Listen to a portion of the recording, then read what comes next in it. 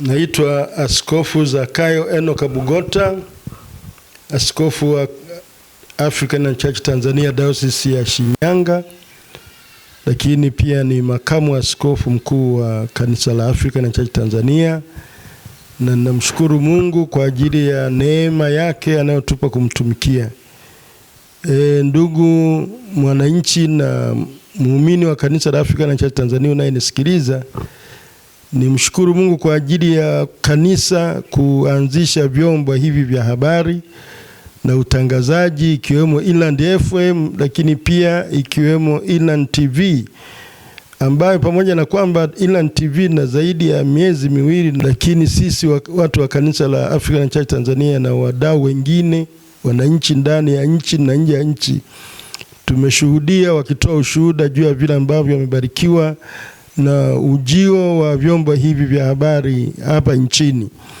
Leo niko hapa kujaribu kuhamasisha na kuhimiza tu sisi waumini wenyewe na watu ambao wanampenda Mungu, kusema kwamba kazi kubwa tulionayo ni kuviwezesha hivi vyombo kuhakikisha kwamba vinafanya kazi nzuri zaidi na kutusaidia kusambaza habari za kuipeleka injili ya Bwana wetu Yesu Kristo, lakini pia kutoa taarifa zingine za kijamii na kuelimisha na kufanya mambo muhimu ambayo kwa kawaida kupitia shughuli ya utangazaji. Katika uongozi wangu na mimi binafsi nimeshachukua kauli mbiu ambayo sisi kule Shinyanga tulianza kuitumia na nilikuta imeanza kutumika.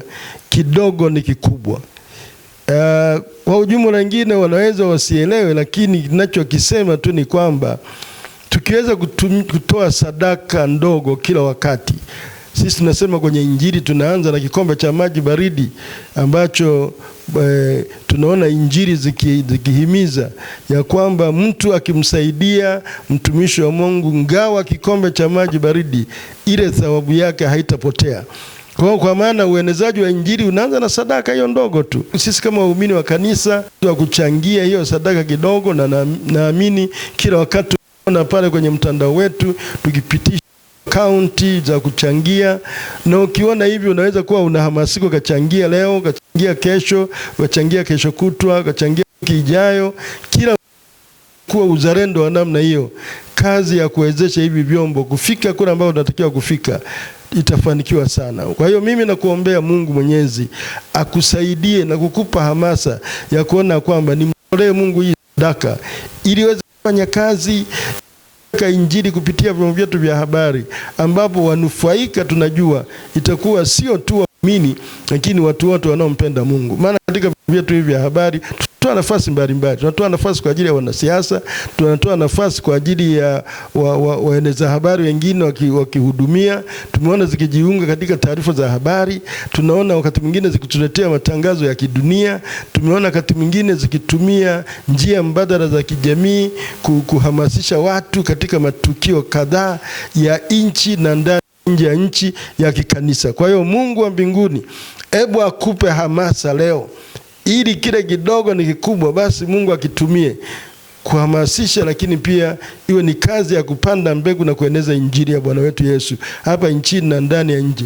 Lakini sio hivyo tu, kuelimisha jamii katika mambo mengine kama nilivyosema hapo awali, mambo ya elimu, mambo ya afya, mambo ya mazingira, mambo mtambuka mbalimbali wakati mwingine tunayohitaji kuyafanya, na kusaidia watu katika masuala ya uchumi na elimu mbalimbali zinaweza kutolewa na vyombo vyetu vya habari. Mungu wa mbinguni akubariki.